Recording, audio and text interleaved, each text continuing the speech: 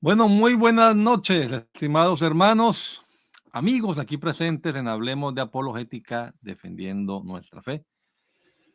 Aquí estamos cumpliéndole habitualmente los lunes a las 9 de la noche. Nos hemos propuesto aquí con nuestros compañeros, así sea uno solo, pero que estemos aquí alguien compartiendo con ustedes y pues hacer bien habitual y periódico este compromiso de traerles alguna conversación que edifique espiritualmente a cada uno de los que nos escuchen.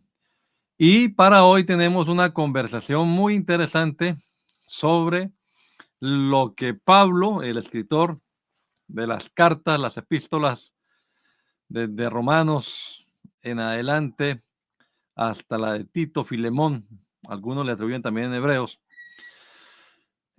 sobre lo que él pensaba o lo que él concebía, su concepto acerca de Jesús.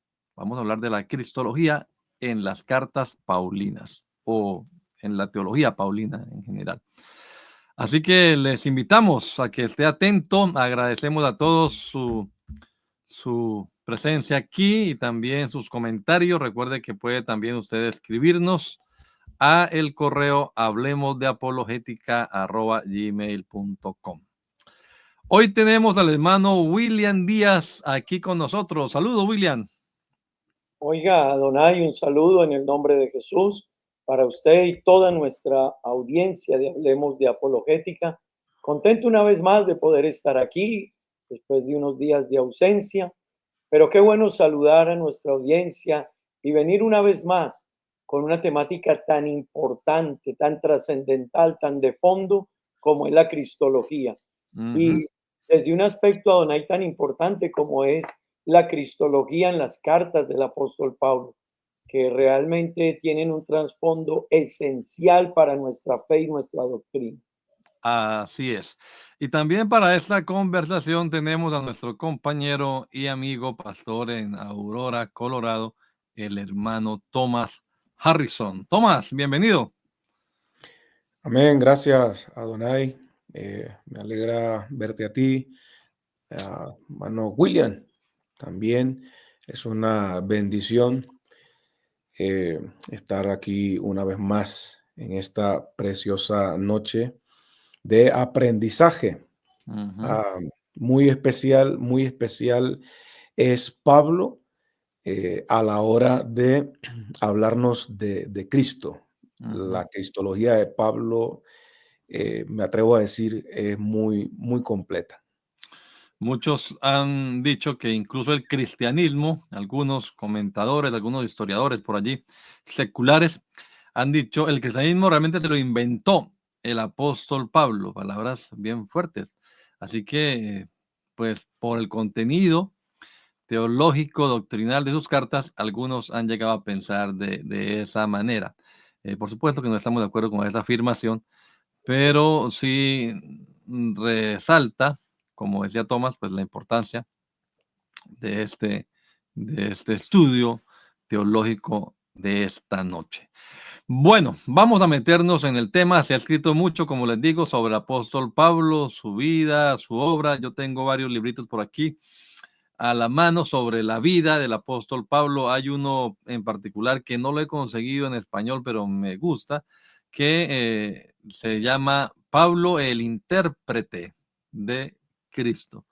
Y bueno, algunos comienzan a decir, él realmente fue el que estructuró esas doctrinas, pues las doctrinas en sí las encontramos en las epístolas y 13 de ellas son paulinas, así que de todas maneras bastante le debemos a este hombre a quien Dios usó. No pensamos nosotros ni por allí, porque eso lo hablamos en épocas anteriores, en la primera temporada, que la Biblia fue inspirada por el Espíritu Santo, así que no es un pensamiento humano, sino que Dios usó a este hombre, a Pablo. Y yo quiero de una vez meterme en el tema. Ustedes van a ir comentándome, déjenme hoy empezar a mí, porque siempre empieza William, y hoy sí voy a empezar yo. Entonces, vamos a mirar la palabra de Dios, y yo quiero llevarles al inicio, cuando el apóstol Pablo, posteriormente conocido como el apóstol Pablo, por ahora lo vamos a ver aquí como Saulo de Tarso, se convirtió. Vamos entonces allá, al capítulo número 9 del libro de Hechos de los Apóstoles, para de una vez comenzar con este temita de quién es Jesús en el pensamiento paulino. Saulo, respirando una amenaza y muerte contra los discípulos del Señor, vino al sumo sacerdote y le pidió cartas para las sinagogas de Damasco, a fin de que se hallase algunos hombres o mujeres de este camino, les trajese presos a Jerusalén. Mas yendo por el camino, aconteció que al llegar cerca de Damasco, repentinamente le rodeó un resplandor de luz del cielo, y cayendo en tierra oyó una voz que le decía: Saulo, Saulo, ¿por qué me persigues? Él dijo: ¿Quién eres, Señor? Y le dijo: yo soy Jesús. Quiero empezar por acá porque este es el primer encuentro que este hombre tiene con Jesús. Yo soy Jesús, a quien tú persigues. Dura cosa te es dar coces contra el aguijón. Él, temblando y temeroso, dijo, esta es la otra palabrita que vamos a analizar: Señor, ¿qué quieres que yo haga? Y el Señor Jesús, por supuesto que era con quien está hablando, le dijo: levántate y entra en la ciudad, y allí se te dirá lo que debes hacer. Bueno, por aquí quiero empezar, compañeros. En este primer encuentro de Saulo de Tarso con Jesús yendo camino a Damasco, pues yo creo que nosotros no nos alcanzamos a imaginar ese shock, ¿no? Ese trauma que se le generó a este hombre con este encuentro, porque él, ya lo sabemos por lo que hemos leído en sus cartas, también él pensaba que estaba sirviendo al Señor, y también lo cuenta Lucas en Hechos de los Apóstoles, ¿no? Pablo en Hechos tiene algunos discursos, alguna defensa, algún testimonio también en el que él vuelve a contar esta experiencia. Él pensaba que servía al Señor, pensaba que servía al único Dios. Señor y Dios no son dos seres distintos. Aquí tenemos que interpretar la palabra Señor como sinónimo de Dios. Es más, en la Septuaginta, que es la Biblia o la traducción al griego del texto sagrado de los judíos, el Antiguo Testamento, que no es la Biblia porque falta el Nuevo Testamento, aparece la palabra Señor, Curios o Kyrios, como algunos pronuncian, reemplazando la palabra Jehová o el tetragramatón o Dios del Antiguo Testamento. Así que Señor y Dios se está refiriendo a lo mismo. Pablo pensaba que servía a Dios persiguiendo a los cristianos, pero se encuentra aquí. Seguramente que él en ese momento pensó: me encontré con Dios, y él piensa que Dios le va a felicitar por lo que está haciendo, lo va a elogiar, pero no, resulta que él se encontró fue con Jesús. Y digo que él pensaba que era Dios con quien hablaba, porque la pregunta es: ¿quién eres, Señor? O sea, que él reconoce como Señor. Bueno, la Reina Valera 60 lo pone con mayúscula, pues dando a indicar que aquí se está refiriendo a Dios. Él, sin saber que era Jesús, pensó que era el Dios del Antiguo Testamento. ¿Quién eres, Señor? Pensó que iba a decir: yo soy JHBH. O yo soy Adonai, yo soy Elohim, en fin. Pero lo que escuchó ese fue el trauma, yo creo, para él. ¿Cómo así? Jesús, yo soy Jesús, a quien tú persigues.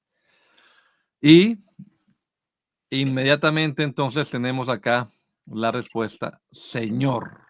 Lo reconoció a Jesús como ese único y solo Dios. El monoteísmo es característico de los hebreos, de los judíos. Pablo es un hebreo de hebreos él no tiene concepto de pluralidad de seres divinos.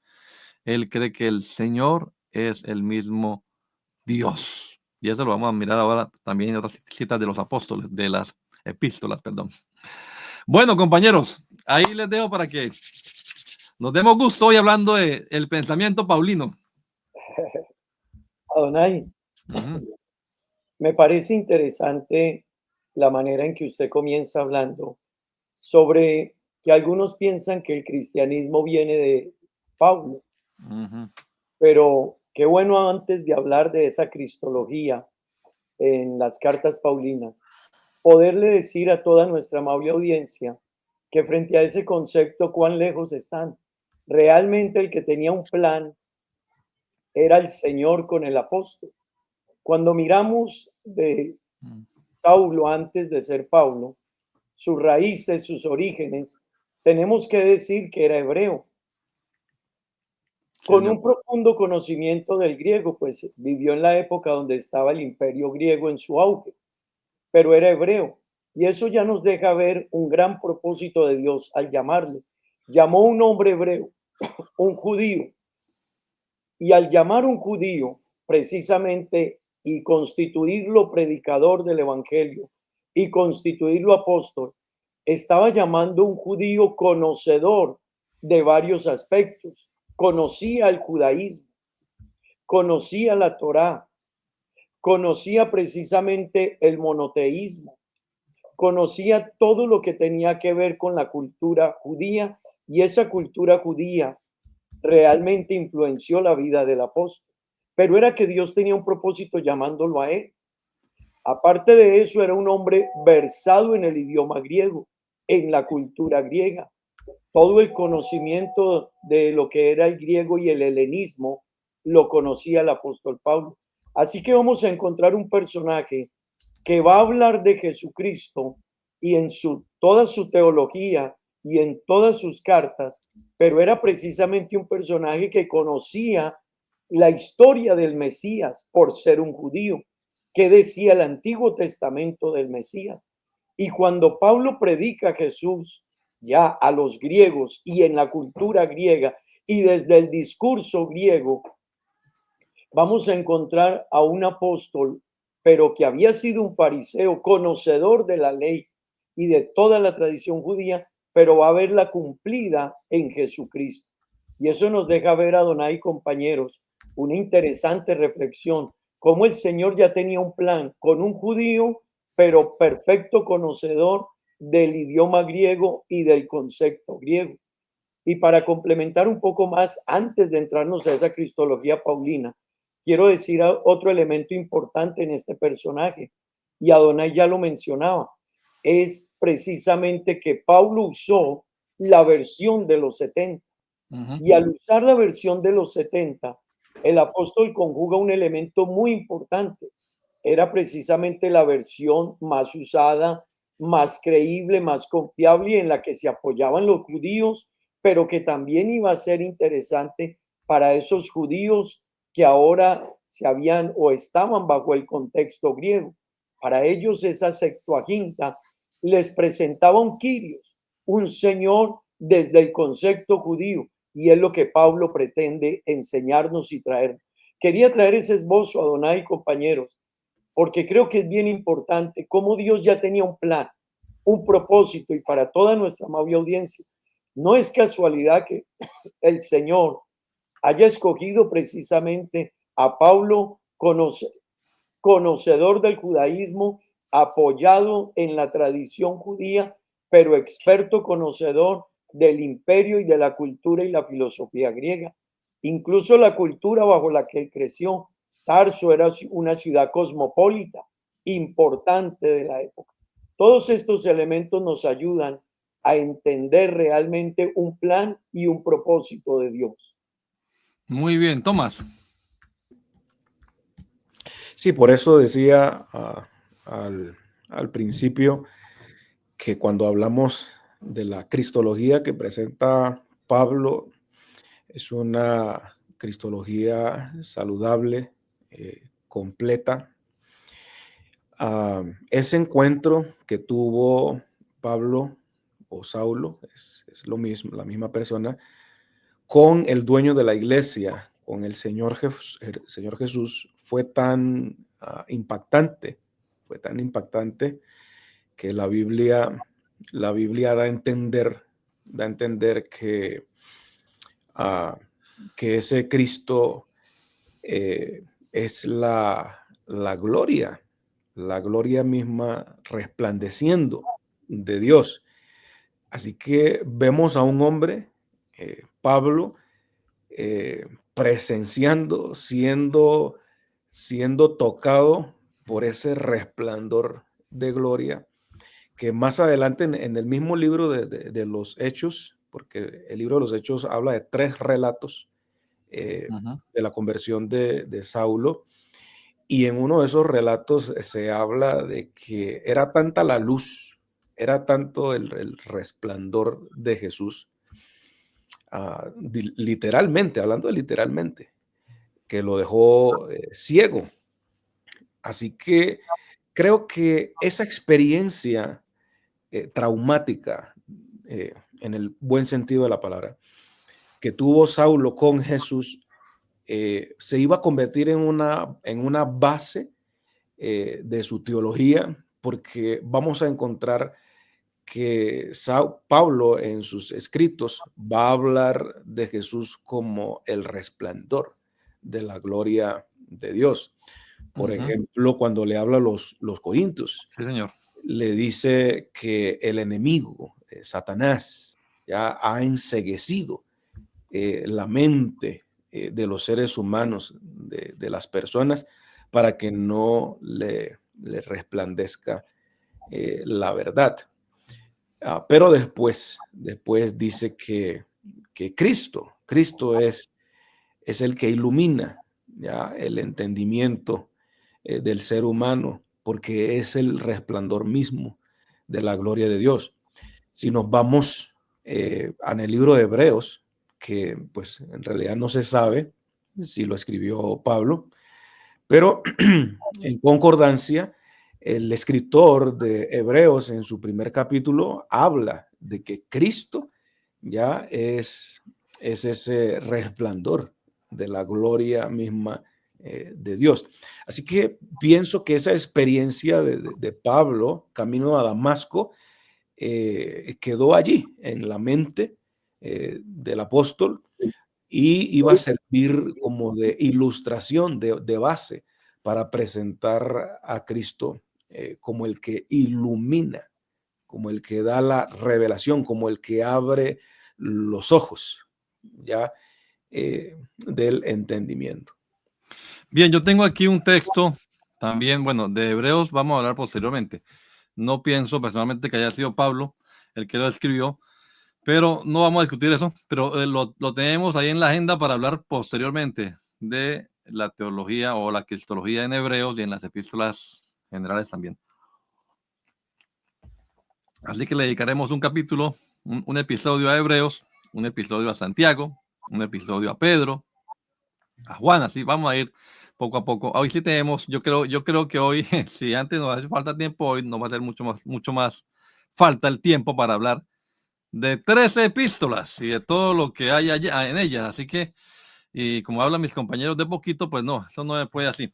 Pero bueno, vamos a ir despacio. Mire, yo quiero volver acá a Hechos, porque todavía no hemos ni empezado las epístolas, pero es que en Hechos está la historia, ¿verdad? Cómo Pablo se fue convirtiendo de ese judaísmo acérrimo del que hemos estado hablando, y te decía William ahora también, a ver, yo voy a poner acá, voy a cambiar acá para que nos veamos todos aquí así, mejor.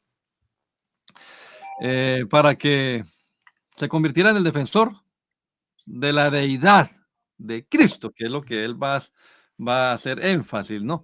Y ya vimos su conversión, pero enseguida dice allá abajito, a ver, le comparto aquí en la pantalla, le comparto aquí los versículos. A ver, ahí está, ya. Entonces dice aquí que luego que hubo la conversión con Ananías, dice, enseguida predicaba a Cristo. Ya entonces predica a Cristo. Antes lo perseguía, pero ahora predica a Cristo en la sinagoga, diciendo que este era el Hijo de Dios. Una expresión que hemos afirmado en otros momentos, es bíblica, es una expresión teológica muy profunda, pero es muy distinta al concepto de un Dios hijo.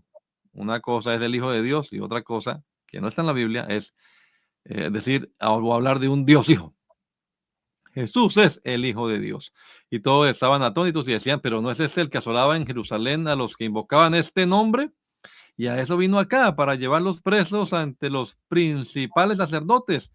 Pero Saulo mucho más se esforzaba y confundía a los judíos que moraban en Damasco, demostrando que Jesús era el Cristo. Creo que ya ahí vamos hilando poco a poco la definición, el concepto que tiene Pablo acerca de Jesús. En estos momentos iniciales, él lo reconoce primero que todo como Señor y Dios. Yo quiero insistir en eso, porque hay gente que dice, no, es que Señor es uno y Dios es otro. Miraremos un versículo ahora que hablemos. De pronto hasta hacemos otro programa para no saturar toda la información de Pablo aquí en esta hora, para ir despacio y mirar algunos textos que algunos dicen, no, es que allá habla de un Dios y un Señor. Entonces miraremos esos pasajes también más adelantico. Pero aquí lo vemos reconociéndolo como Señor, como Dios y demostrando ahora con las Escrituras, ¿verdad? Con la Biblia, demostrando que Jesús es el Mesías, es el Cristo, el Hijo de Dios.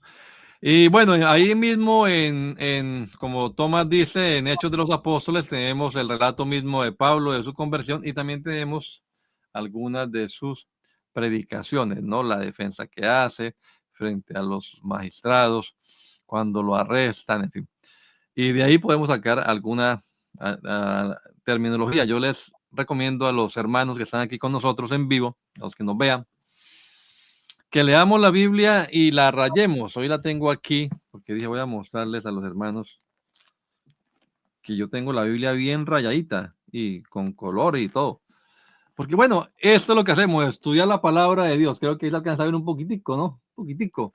Aunque hoy en día ya poco a poco uno usa los libros, sino que está en el teléfono mirando la Biblia también, por supuesto, o en la computadora, pero igual está subrayada, como pueden verlo cuando compartimos la pantalla. Oiga, marque, subraye, escriba, coja un cuadernito también y tome notas de los versículos. Así se estudia la palabra de Dios. Vaya al texto, vaya a la fuente y vaya marcando todos los versículos que en Hechos, decíamos la vez pasada, hablan acerca de Jesús. Y ahora de Romanos hasta Filemón. Vamos a mirar lo que de Jesús dice esos versículos que son la palabra de Dios, pero que fueron escritos por el apóstol Pablo, un instrumento especial a quien Dios seleccionó y llamó con esa preparación que bien decía William, tanto en el judaísmo, en la religión estricto y reprensible a los pies de Gamaliel, como también en la parte cultural, había crecido o era de una ciudad prominente, no por allí cualquier pueblito donde no hay estudios, no, allá era una ciudad universitaria, había filosofía, él cita algunos escritores y algunos filósofos griegos, luego se nota que conocía también de la cultura griega y pues hablaba perfectamente también el idioma para compartir con otros la palabra de Dios. Así que bueno, si no tenemos nada más para hablar de Hechos, ahora mismo, ¿qué tal si nos atamos a la primera epístola y hablemos un poquito de Romanos? Aunque bueno, Romanos dirá alguno, es que ¿por qué no hablamos directamente? Yo sé que algunos ya tienen versículos allí de Colosenses. Colosenses es la cristología por excelencia, ¿no? La epístola a los Colosenses. Pero las demás también hablan de Cristo, aunque entendemos que Gálatas, Romanos son como más bien soteriológicas, que las de Tesalonicenses son como bien escatológicas. En todas se habla acerca de Jesús, se habla acerca de Cristo. Y vamos a mirar, les invito a mis compañeros a hacer el ejercicio, busquemos algunos versículos de Romanos y expliquémoslos aquí acerca de quién es Jesús para Pablo en Romanos, para empezar. Bueno, Donay, tenemos que decir realmente que cada una de las cartas del apóstol Pablo deja notar su profundo conocimiento de la cristología, su énfasis. Pablo era un admirador realmente de Cristo Ujú. Y permítame decirle, si bien lo decía Donay, Colosenses y algunas otras cartas son muy profundas en el tema cristológico y en lo que es la cristología paulina, en reconocer quién es el Señor. Pero no nos vayamos tan allá, como dice Donay, empecemos por Romanos. Romanos es una carta y quizás un esbozo interesantísimo donde Pablo centra todo lo que es el plan de salvación en Cristo. Cada una de las doctrinas que hacen alusión a la salvación, la redención, la justificación, Ujú. la gracia, el perdón de los pecados, lo que es el pecado en sí mismo. Y Pablo lo aterriza, todo ello lo va presentando en Cristo. En Cristo, el apóstol Pablo presenta precisamente, lo presenta como el Salvador en Sí. Romanos. Lo presenta como el Kyrios, como explicaba Donay, el Señor. Esa es la definición de Señor en el idioma griego. Lo presenta como el centro, la resurrección. Así que Romanos realmente es un esbozo profundo de lo que es todo ese plan de salvación y Pablo lo aterriza en un solo ser y es en Cristo. Y yo quisiera, Donay, si pudiéramos mirar un momento, Ajá. Romanos capítulo 11, versículos 33 al 36. Quiero tomar esta posición, ya que Adonai nos Himno. dice tomar unos pasajes Sí. acerca de Romanos. Estimada audiencia y todos nuestros seguidores de Hablemos de Apologética, Pablo, desde el capítulo 1 hasta el capítulo 9 de Romanos y capítulo 10, Pablo hace todo un esbozo, una descripción de a los judíos acerca de lo que es Jesucristo y todo ese plan que él trajo para salvarnos y cómo quería que los romanos, los judíos entendieran en aquel entonces quién era Jesucristo. Y allá en el capítulo 11, admirado Pablo, y yo quiero hacer énfasis en eso, admirado el apóstol Pablo, expresa una doxología. Una doxología es una máxima exclamación de admiración a un ser por una obra o por un hecho. Y Pablo expresa una gran admiración. Y escuche lo que dice en el capítulo 11, versículos 33 al 36. Hablando de todos los 10 capítulos anteriores, entonces Pablo hace este resumen, compañeros. Oh, profundidad de las riquezas y de la sabiduría y de la ciencia de Dios. Ujú. Cuán insondables son sus juicios, dice él, e inescrutables sus caminos. Ujú. Luego dice, porque ¿quién entendió la mente del Señor? ¿O quién fue su consejero? ¿O quién le dio al primero para que fuese recompensado? Y mire la doxología, porque de él, por él y sea, para él son todas las cosas. Escuchen esto, a él sea la gloria por los siglos. Amén.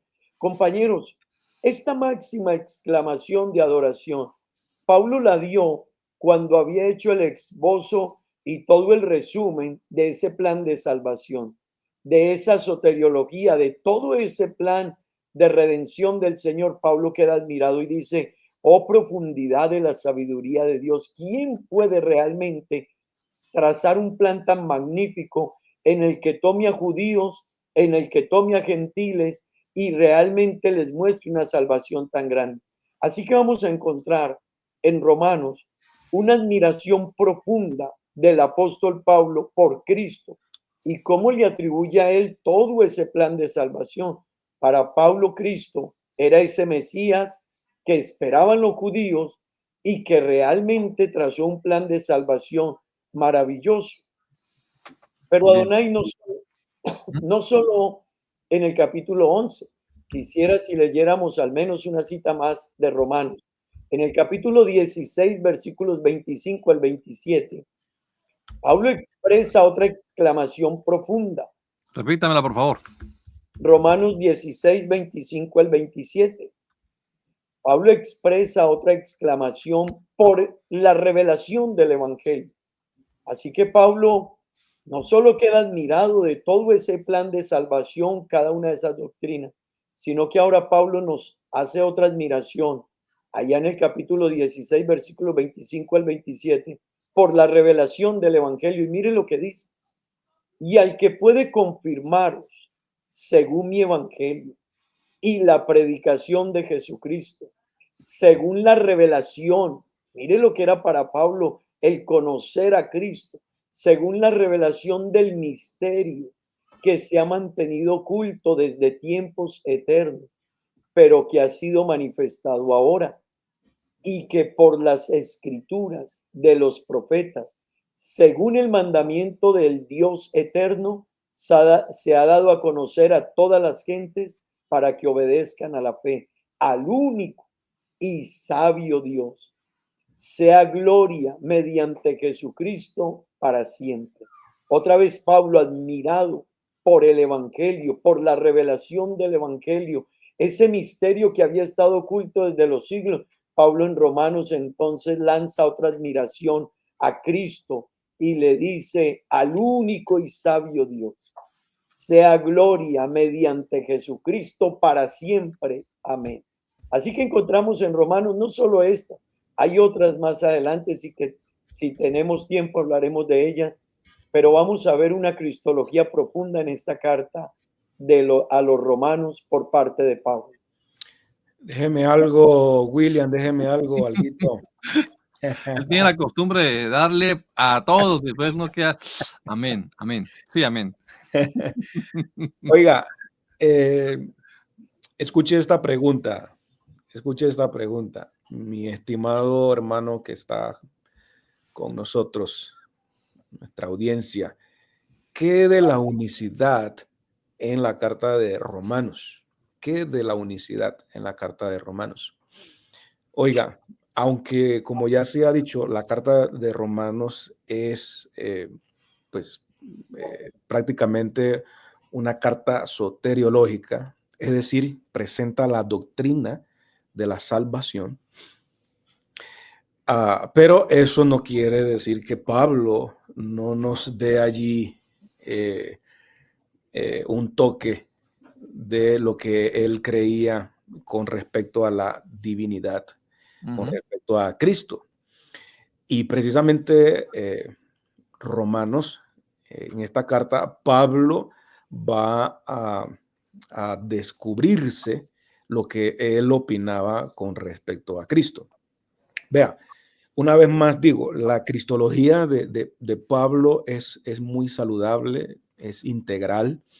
Y cuando hablo de integral, una cristología integral, es que se presenta a Cristo de forma justa, de forma correcta. ¿Cómo es esa forma? Cuando él empieza su escrito en Romanos, en el capítulo 1, él va a presentar a Cristo desde la perspectiva humana, ¿ya? Y él claramente afirma de que Cristo es hijo, ¿ya? Hijo de Dios. Pero después, en el verso 3, dice que era de linaje de David según la carne, hace la aclaración. O sea que Cristo es descendiente del rey, ya, del rey David. Por lo tanto, Cristo, hablando humanamente, es heredero al trono de Israel, algo que a su tiempo Cristo hará. Se sentará en el trono ya de Israel y gobernará con vara de hierro. Pero entonces, fíjese que aquí en este texto se presenta a Cristo desde su humanidad. Pero hay un texto que es muy revelador y condensa no solamente... Ponle pausa un momentico que ya vamos a cambiar. Yo quiero decir algo de esta introducción. Hay unos que me han dicho, fíjate que aquí dice, hermano, que él fue declarado hijo de Dios con poder según el Espíritu de Santidad por la resurrección de entre los muertos. Hay personas que creen que Jesús fue un humano común y corriente, no Dios hecho carne, sino un humano común y corriente, con quien Dios tuvo complacencia, a quien Dios usó poderosamente y que después de muerto Dios lo adoptó. Ahí viene una teoría que miraremos posteriormente, el adopcionismo, como su hijo, precisamente resucitándole entre los muertos.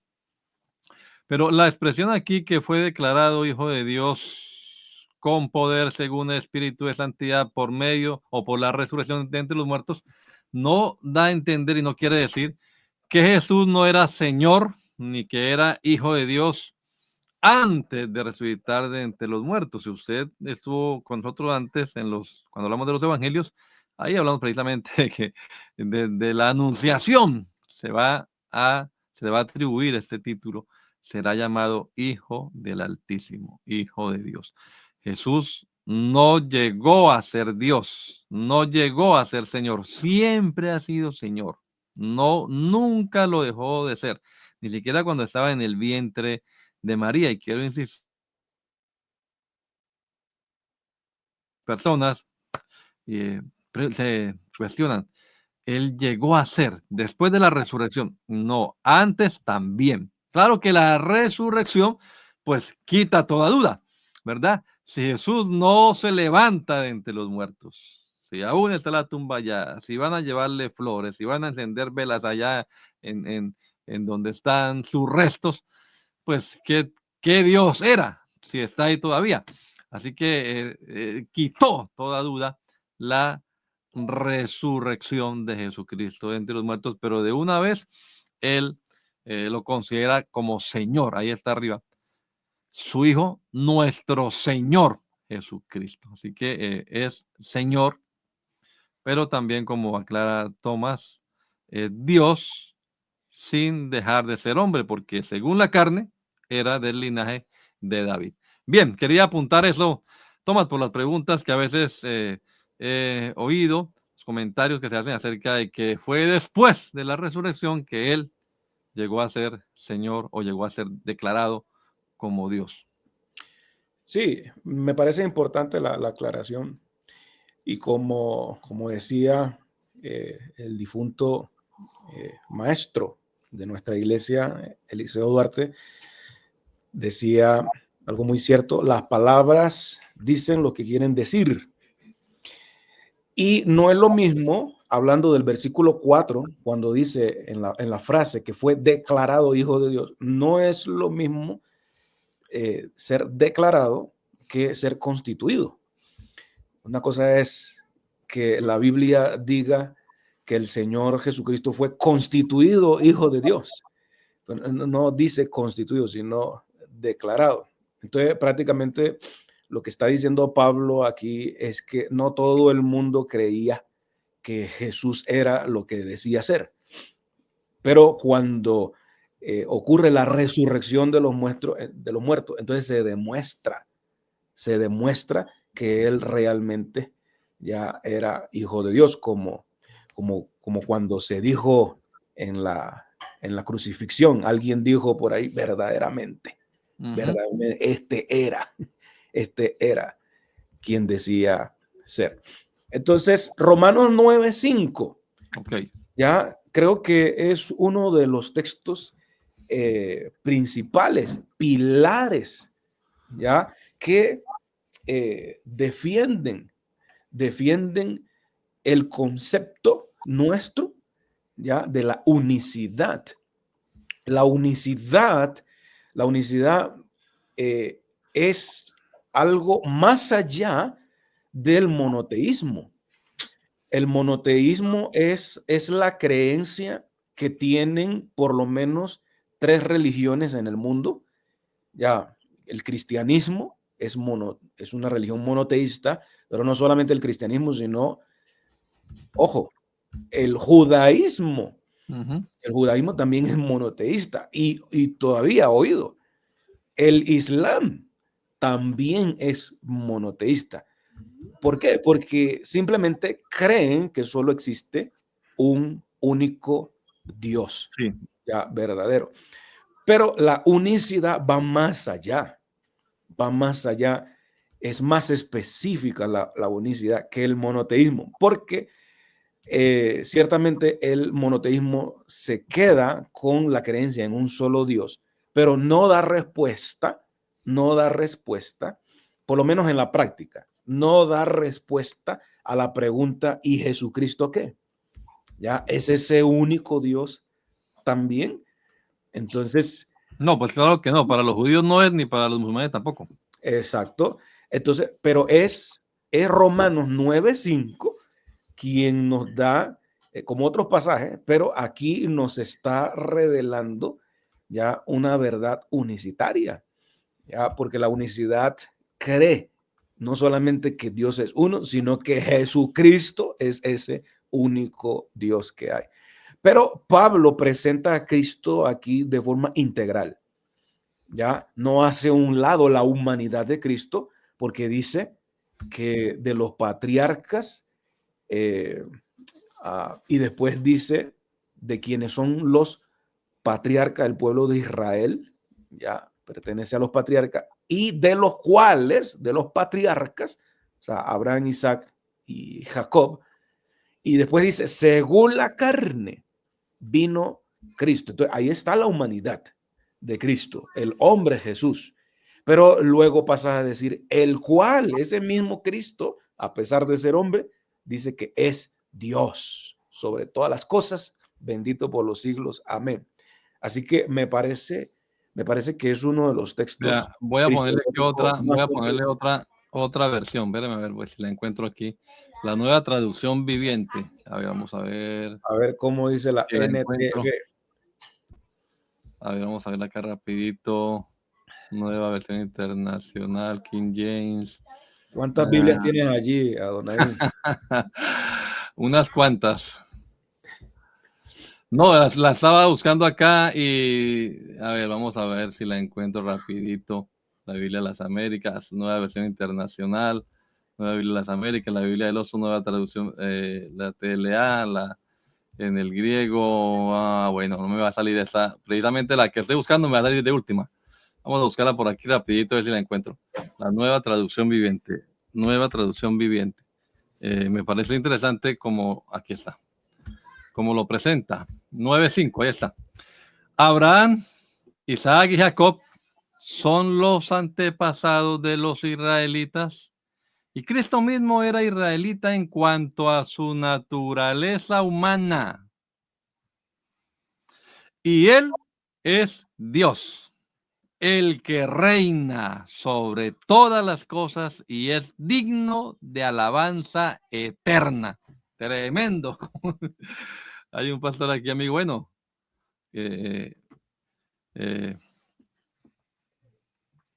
Franklin, que forma parte también de este equipo, le gusta mucho citar en sus prédicas esta traducción, esta traducción de nueva traducción viviente.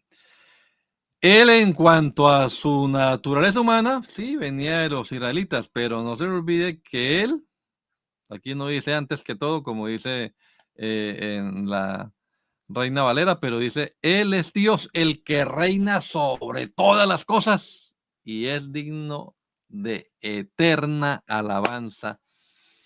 Amén. Yo me uno con este versículo a lo que estaba diciendo William. William estaba usando, bueno, vamos otra vez a volver aquí a la Reina Valera 1960, ahora se me perdió. Vamos a ver la 1909 que tengo aquí. Vamos a ir a el canto de Romanos 11:33, ¿no? Sí, señor. Oh, profundidad de la riqueza, de la sabiduría y de la ciencia de Dios. Está hablando acerca de Dios. Quería marcar acá algunas cositas también respecto a esto. Vamos a ver si lo puedo poner un poquitico más grande. Ajá. Bueno, entonces, ahora me perdió. 11 acá. Dios, cuán incomprensibles son sus juicios e inescrutables sus caminos, porque ¿quién entendió la mente del Señor? Esto no se está refiriendo a otro ser distinto de Dios, se está refiriendo al mismo Dios, quien también es Señor. ¿O quién fue su consejero? ¿O quién le dio a él? Aquí no está refiriendo a ellos, al Dios y al Señor como si fueran dos, sino que se está refiriendo a uno solo. ¿Quién le dio a él primero para que le sea pagado? Porque de él, de aquí se han inspirado algunos hermosos cánticos, como todo es de mi Cristo, por él y para él, ¿verdad?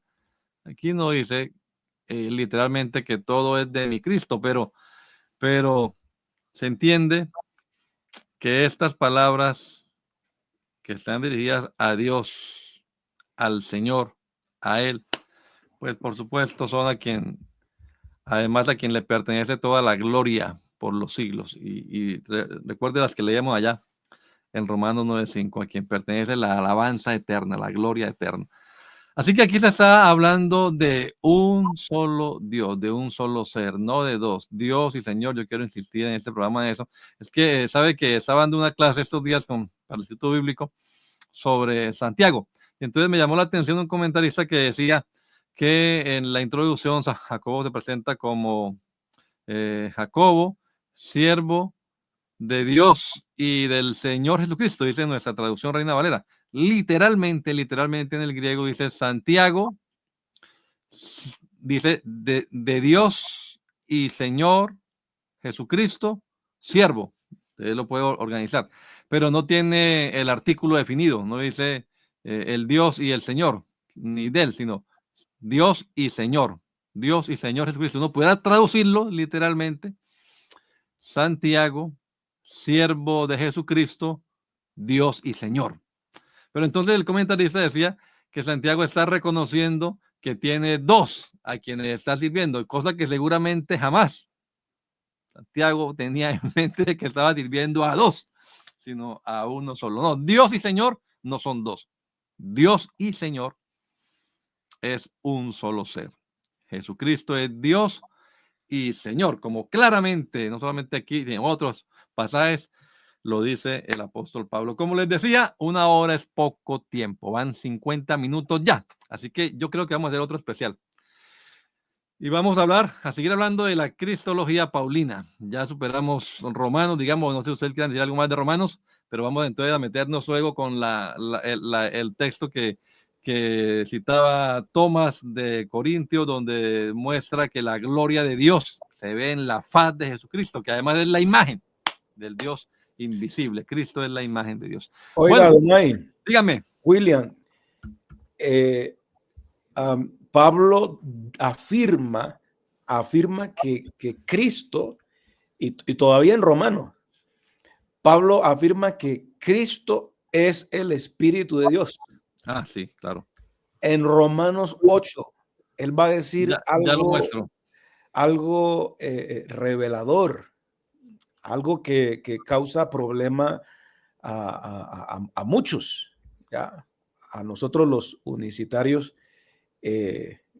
todo lo contrario, ya confirma nuestra creencia, porque va a decir en el capítulo 8 de Romanos, si alguno no tiene el Espíritu de Cristo, ya, y va a presentar allí, como el Espíritu Santo.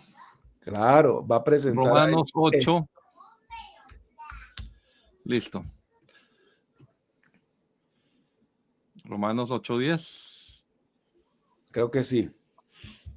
Entonces, el 9. Y si alguno no tiene el Espíritu de Cristo, el tal no es de él. Sí, no se está viendo en bueno, la... aquí está aquí está la Reina Valera 1909. No, ahí es la 1909, pero igual lo dice así. Así Habla es, del Espíritu de Dios. El Espíritu en mayúscula. Sí, dice más, vosotros no estáis en la carne, sino en el Espíritu, si es que el Espíritu de Dios, que por analogía, pues viene siendo el mismo Espíritu de Cristo, porque no hay dos seres divinos. Y ahí lo dice, y si alguno tiene el Espíritu, ya no dice de Dios, sino de Cristo. El Espíritu de Cristo no es de él. Pero y vuelve a decir, ya, pero si Cristo está en vosotros, ¿de qué manera? ¿A qué está haciendo referencia el apóstol? A lo que acaba de decir anteriormente, ya que el Espíritu de Cristo es el mismo, ya Espíritu de Dios. Dejémosle algo a William porque no se pone bravo. Vea, aquí está en el capítulo 10, donde se habla para que William remate, y le va a poner aquí en bandejita de plata para que termine bien, William. Aquí está hablando del señorío, que si confiesas en tu boca que al Señor Jesús, bueno, dice, ¿no? La Reina Valera dice que si confiesas en tu boca que Jesús es el Señor, que Jesús es el Señor. Jesús es el Señor. William. Bueno, compañeros, creo que se ha hecho un esbozo interesante De acerca Romanos, nada más, ¿no? de esta cristología en las cartas de Pablo, pero apenas vamos en la primera. Sí. Estamos en Romanos.